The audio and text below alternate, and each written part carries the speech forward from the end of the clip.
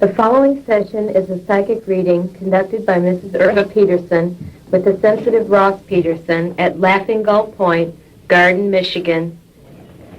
Please clear the mind and inform us when the mind is clear.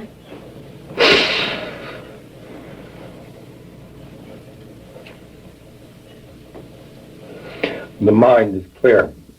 Dear Lord, please protect this entity from all negative influences, regardless of source, and give us the answers we seek of this inquiring mind through the manifestation of truth, intelligence, and love. Amen.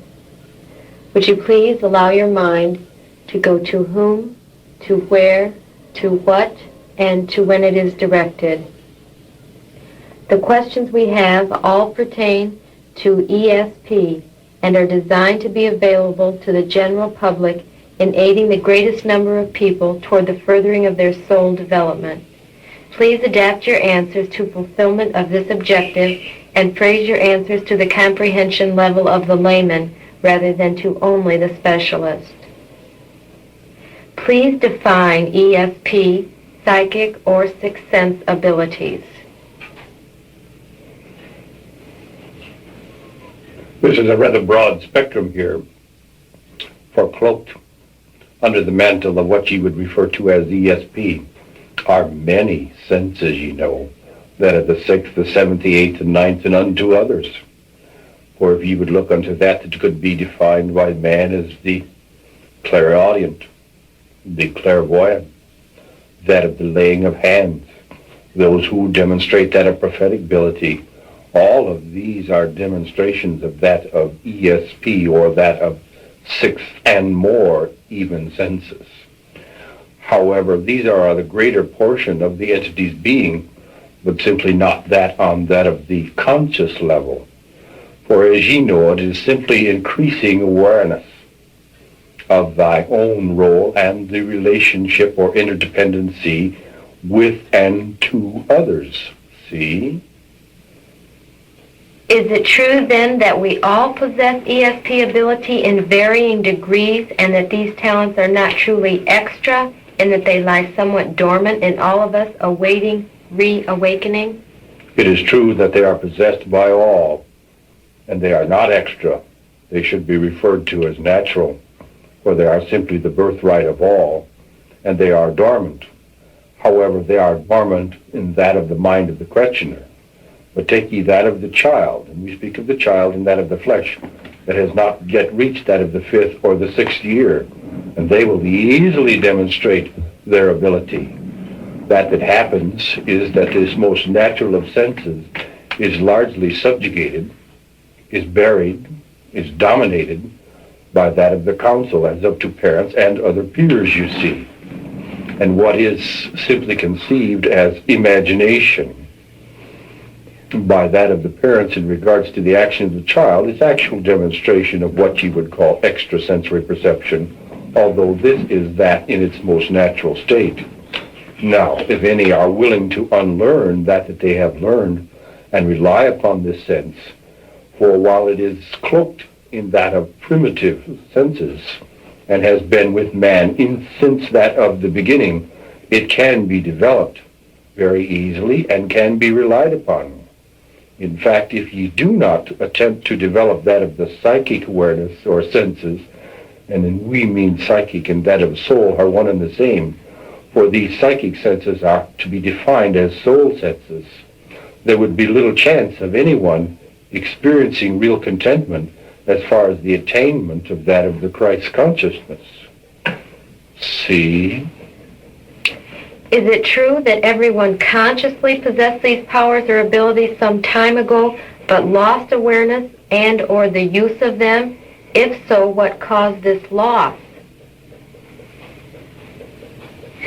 All were born with it. All utilized it. In fact, you would have to explore, first of all, the concept of evolution. For evolution is, in fact, fact. Man, in the form of that of the body that is similar to that is incorporated now, but without the soul, was in this dimension for millions upon millions of years, prior to the entering in or the soul inhabiting this particular physical form. Now, if you would look into that of the book that would speak of Adam and Eve and clear away the misconceptions that exist there, and know ye that the story states that Eve did take unto her the serpent, and for this was cast forth from the Garden of Eden, this would explain the reason for the beginning of the loss of that of the same. For prior to this, all men did use it, but they did use it in satisfying the needs and urges of a daily basis, communicating with one another over distances, the finding of that of game, or that of water, or that of food. These were utilized to satisfy the necessities of life, the communication of love, the cooperative effort as of a team in order to harvest some of the wild animals as a form of food, were demonstrations of the utilization of mental communication. Now in this, it was as it should be. All animals possess this sense even now, although the animal possesses not the ability to reason, therefore relies on what man refers to as instinct.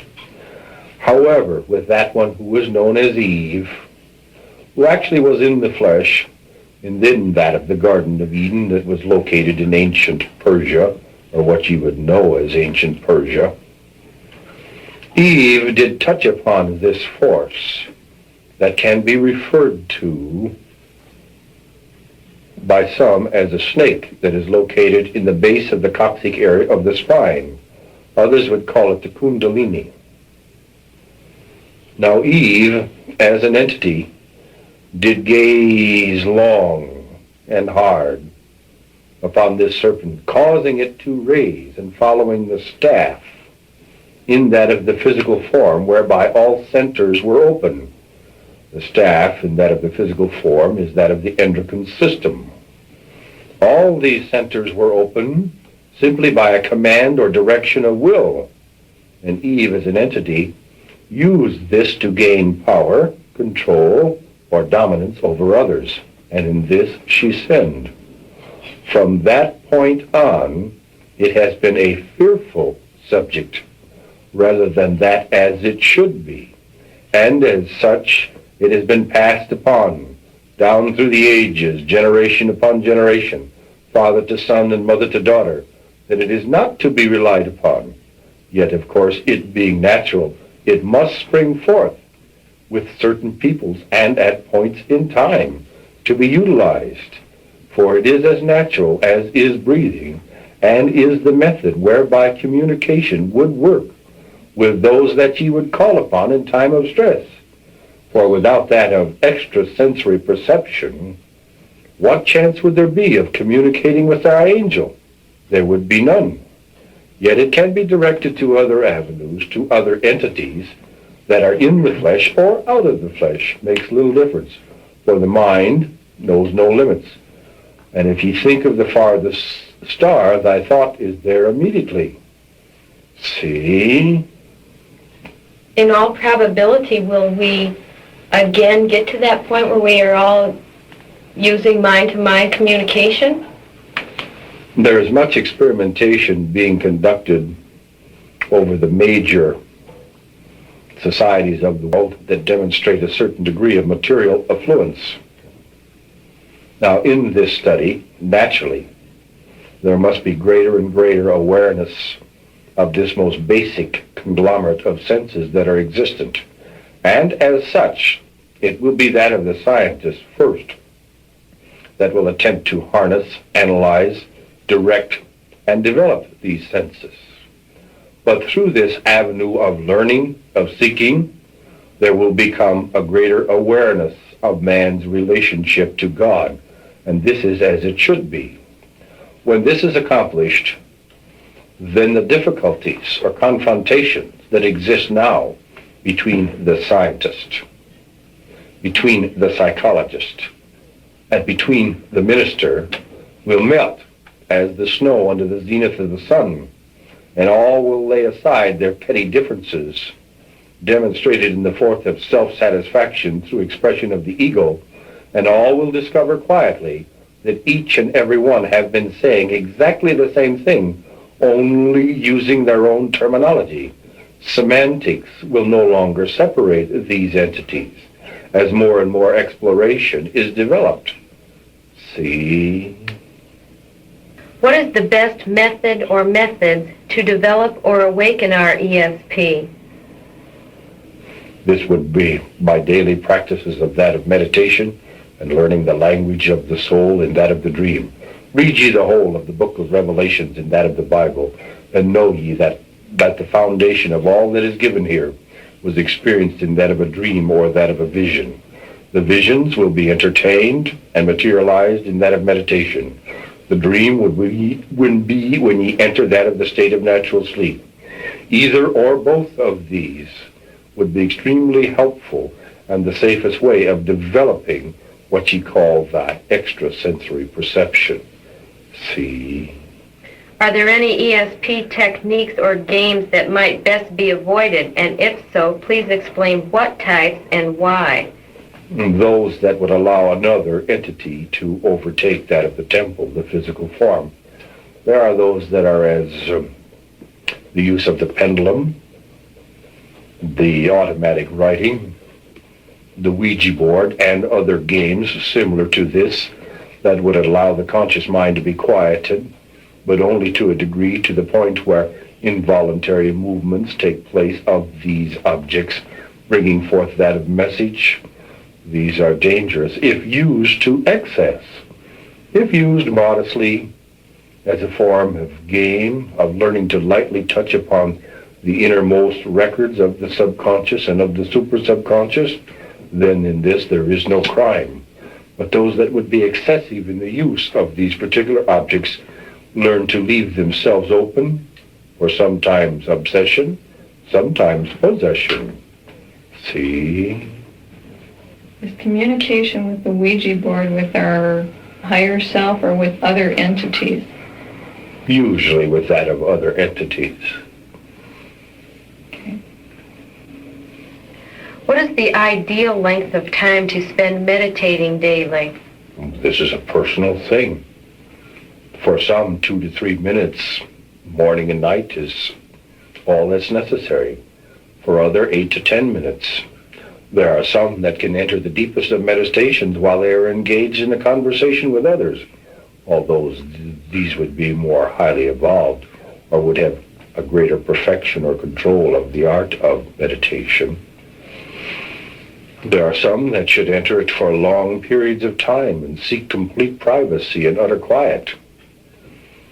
For the most, that is the greatest food for the soul that man would ever know, as of music, should be incorporated lightly, softly, the lilting tones and the smooth flows of rhythms would be that would set forth the vibration whereby any could easily or more easily enter the deeper levels of meditation. This is a personal thing, but 8 to 10 minutes once or twice a day is enough. The danger in meditation is engaging in excesses, for if the entity does, psychosis will emerge, and the entity will gain not strength, but greater weakness. See? How would you determine how much time would be sufficient on an individual basis, just by your feeling of the process? Absolutely. If an entity is experiencing contentment in this life, then be satisfied with that ye are practicing. If ye are experiencing discontentment in your life, don't make the mistake that most do, which is to enter meditation for longer periods of time. Rather, the reverse is true. Enter it for shorter periods of time, and then the skies will clear for thee. See? Okay. How does one know if accurate information is being received through the sixth sense versus just an active imagination? There's a simple process that can be utilized. As ye ask the question, ye have the answer. at the same time. This is a simple technique that can be utilized. In regards to the furthering of this, should be learned through trial and error, for every error is only to be regarded as an opportunity to learn to grow, to lay aside the negative aspects of self, and learn to develop selflessness, you see. In regards to prayer, are our prayers always helpful for others? As long as you would understand what is a prayer and who has the right to say what or what not is helpful to others. Prayer is thought. Thought is real. Any entity is constantly thinking, even on remote levels, when they would enter the state of natural sleep. And thy thought is thy prayer. And what ye think about the greater portion of the day is always given unto thee. Many people think that there should be a special time devoted for prayer. There should be, the whole lifetime. For each entity is in a constant state of prayer, whether they are aware of it or not. What makes the difference, whether it be a fruitful life or not, is what they pray about, what they think about. For man is not a whit more nor a whit less than that which they think about the greater portion of the day. All prayers to this degree are answered. See?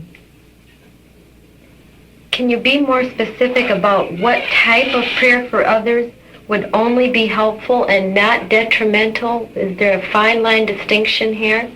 The fine line is, what right would ye have to pray for another unless that entity did ask thee? Now, if ye are not asked, then simply you are placing thyself in the role of judge, are ye not? But if ye are not asked, and yet ye would bring forth a fruitful prayer, then simply pray with earnestness that this entity be allowed to experience any opportunity that should arise before it. Now, this opportunity might entail ridicule, abuse, physical death, injury, or it might go in the other extreme. But it is up to the individual to determine for yet another what they should be exposed to in the way of opportunity. What would be a constructive prayer? Nay, this is an individual thing, for each entity has to reap exactly that they have sown. So, would ye not be impartial, but yet would ye not be loving? Pray that each be given the opportunity to learn the blessings that are of love. And then drop the prayer. Pray no more. See? Along this same line, in attempting to aid others in using our ESP or sixth sense ability, when does helping others stop and interference begin? Help is always there when it is asked for, and it is always interference when it is not asked for. See? Thank you. Does the physical condition of the body significantly affect sixth sense abilities? As to the radiance of health, to a degree. However, you must understand that there are many who experience severe physical disruptions in the body, blows to the spine, injuries to the heart, a knock on the head, certain diseases that cause imbalances to take place, and centers to open. These would enable any entity to develop its ESP. But would it help it to develop as a soul? This would be dependent upon the purpose of that of the same. Purpose is the key. Purpose is the key. What is the purpose of learning to develop this? For if it is for any other reason except the furtherment of the soul, it will be detrimental to that entity. If any entity should engage upon this pursuit for self-glorification, self-aggrandizement, self-satisfaction, then ultimately it must prove a severe disruption for that particular entity, and discontent will be its lot. See? Many people associate psychic ability with higher soul involvement. Is this true?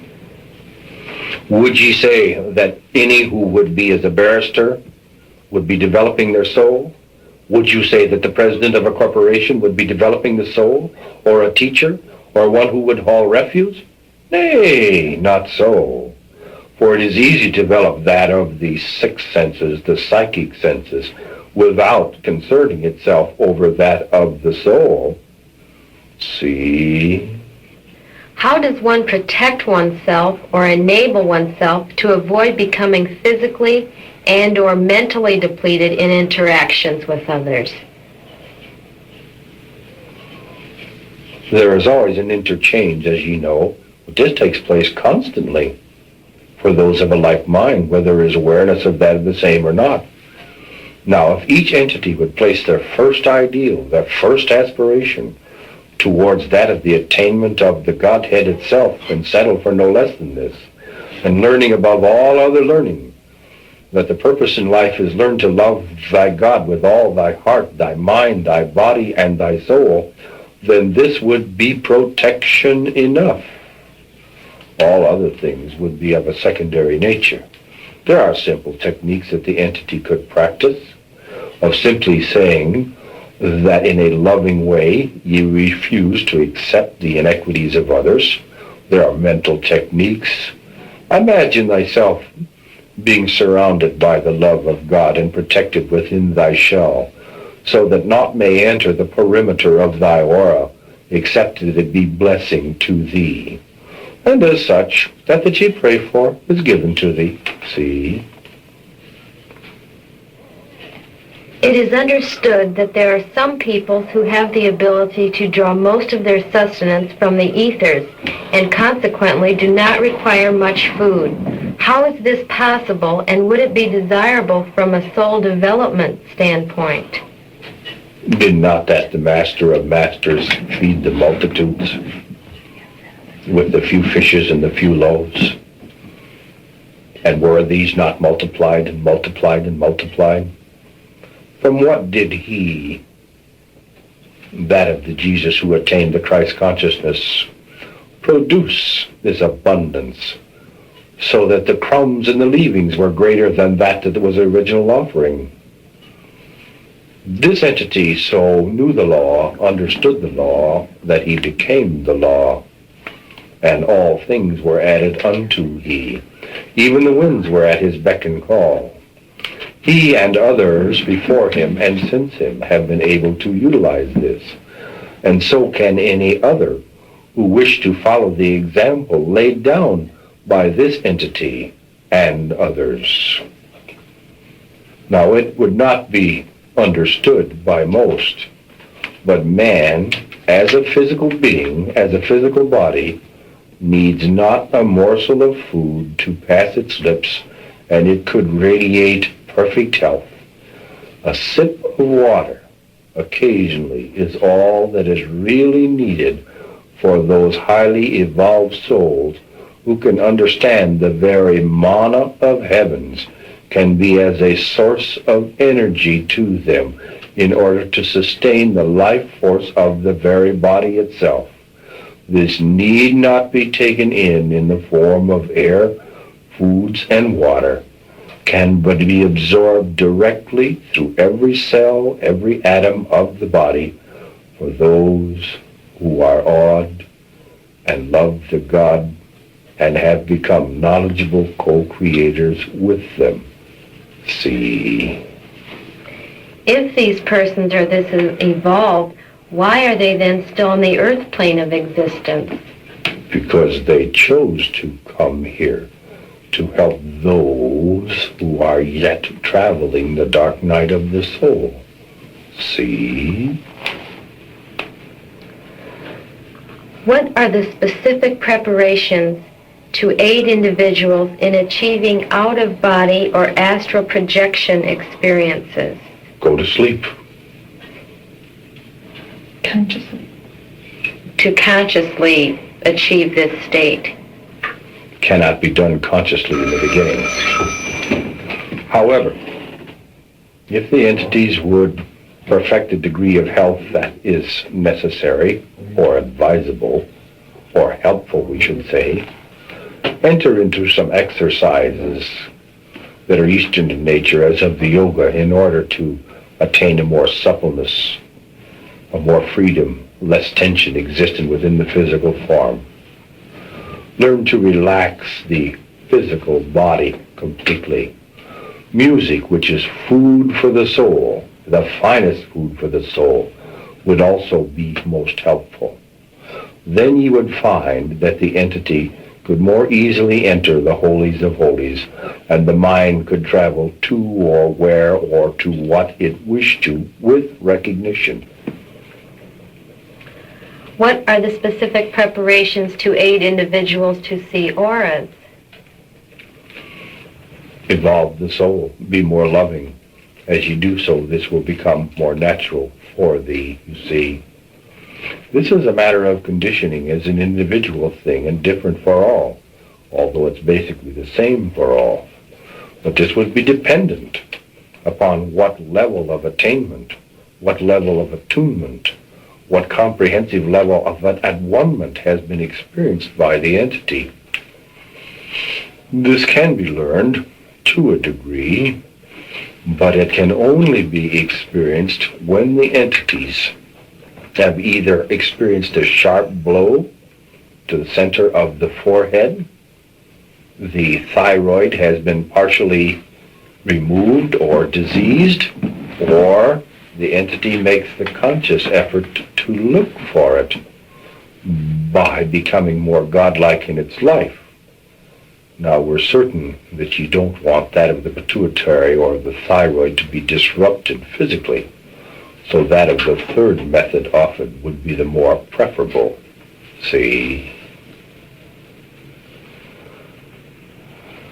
What practical applications may be given to aid individuals in developing mental telepathy or mind-to-mind communication?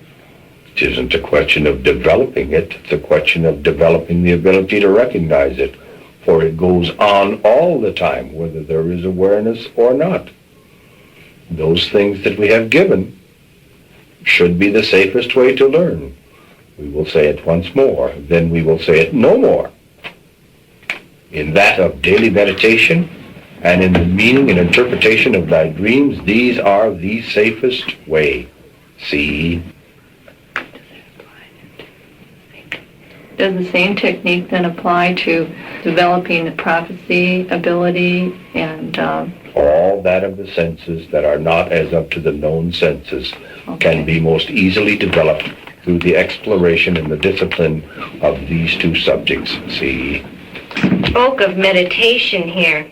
Can you give us then, please, for what purposes should meditation be used for?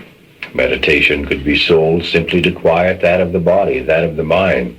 In the beginning, this is that is the most benefit. Learning to control the body. Learning to understand more perfectly the correlation that exists between that of mind and body. Then on the second step of learning the art of meditation, simply utilize it for what it has been given unto thee. It's thy birthright of communication, of working with those with whom ye have made a pact before again entering that of the flesh. You might call these thy personal guides, thy angels. Now, do thy angels heap wisdom and guidance and direction upon thee? Nay, never, unless ye ask. But if ye would listen to thy angel just once in 1,000 times, it would be the beginning of the end of thy difficulties. The second purpose for entering meditation is to quietly lay aside that of self. Prior to the entering in, state thy problem. State that ye would seek guidance, direction for. And as ye enter that of the holies of holies, ye will be given the answer. This will be experienced in that of a thought, a feeling, perhaps that of a picture, in that might be a vision. And once you receive this direction or guidance, then best that ye act upon it. For if ye do not, then chances are ye will go out and commit the same errors again. And there is nothing that has more lives than errors that are unmet. In that of the third aspiration, once ye have climbed the ladder of success in learning these different utilizations of that of the art of meditation, then there will become that day when ye will experience reverie, when ye are one with all, when ye simply glow with the love that is of God and which ye are a part of, for recognition will be thine. See. You also spoke of dreams being an effective method to use. Can you give us some guidelines here to follow on how to best be able to interpret our dreams? Most easily done, as long as you are willing to engage in the process of trial and error. The one who wishes to make no mistakes and wants to know the answers immediately is the one who would delude themselves, for they would rarely learn this language of the unconscious. The first is to simply understand that as ye enter the state of natural sleep, when ye enter that of the dream cycle, you will first begin a rehash, so to speak, a revision, a going over again of that ye had experienced during the day. What ye would dream about in different degrees is what ye are most concerned about in your life at that time. If ye are concerned with finding a mate, then the bulk of your dreams will aid you in finding that. If ye are concerned about the gathering of monies, then thy dream will be about monies. If ye are concerned with the development of thy soul, then thy dream will be of thy soul. Now all of these to a degree will be experienced in that of the dream state, even for those who do not understand.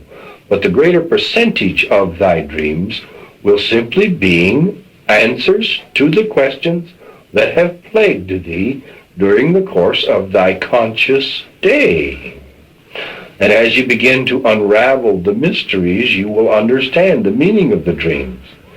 And for most, those things or peoples or animals or insects or clothing or anything else that you see in a dream are but reflections of self. This is the manner in which you should begin the exploration. What am I most concerned about at this time?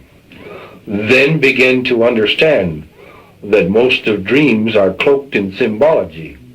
Although nothing has ever important happened to anyone that they have not dreamt about it, sometimes many times before the occurrence of the same. For all can be the prophet, if they would understand that of their dreams. Then ye would ask in the dream. For cloaked in this symbology could be that of dwellings. For dwellings will pertain to that of the physical body, the temple, or to consciousness, that of mind. Ye would dream of other peoples, and in many cases, in fact most, these peoples and how ye feel them or regard towards them are simply a demonstration of a reflection of that ye are. Ye might dream of that of the animals. How do ye feel over this animal or that? For what that animal means to thee is also a reflection of thee. If ye would dream of the insect, this might pertain to the small things in life. If ye would dream of vines and trees, it could be referring to that of the tree of life. Or it could be telling you to cut one down, for you'll need some wood the next winter or you'll freeze to death. But these things must be learned by trial and error. But there are no dreams that are meaningless. They are that of a perfect language. However, understand the language is unique for each individual. There are no two that dream exactly alike, because there are no two that have exactly the same number of experiences in their life and lives. See?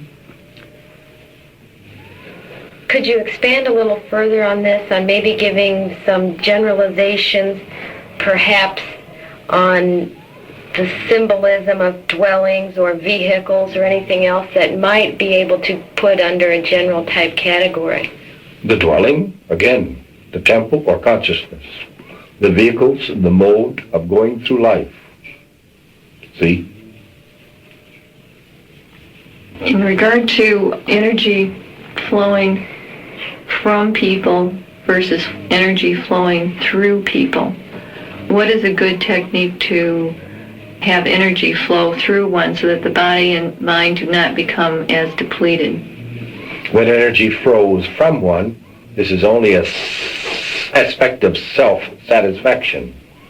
This is an entity playing God, of saying, I give to thee, I give to thee. Now this is a satisfaction of that of self, whereas of ego. Now those who would lay aside self and seek ye ever a higher source have endless amounts of energy available to them. Act ye as the channel, act ye as the funnel. Picture in thy mind anything that pleases to thee, this force passing through thee, and then give credit where credit is due. For there is none that are healers except by the loving grace of God.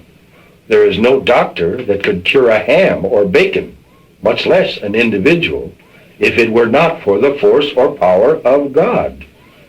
See? Is this basically what's taking place then with the psychic healers, say, in the Philippines and this sort of thing? They would tell thee so, that it is the force of God working through them, that of themselves they can accomplish or do nothing. This is true for all, whether there is awareness of the same or not. See? So for a person that can utilize the concept of the energy flowing from God through them, they would not require the normal, supposedly normal amount of sleep either, right? Best that you get the normal amount of sleep. For any who would work that of the excessive amounts in their life are only kidding themselves. They are deceiving themselves. For there must be a certain time allotted for rest.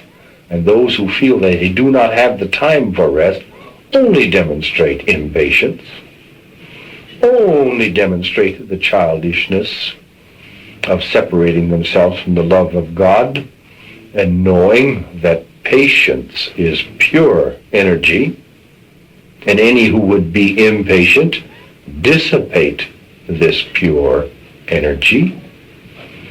Now, there are those who needs must require at least 7 to 8 hours a day. But this should be the minimum for most.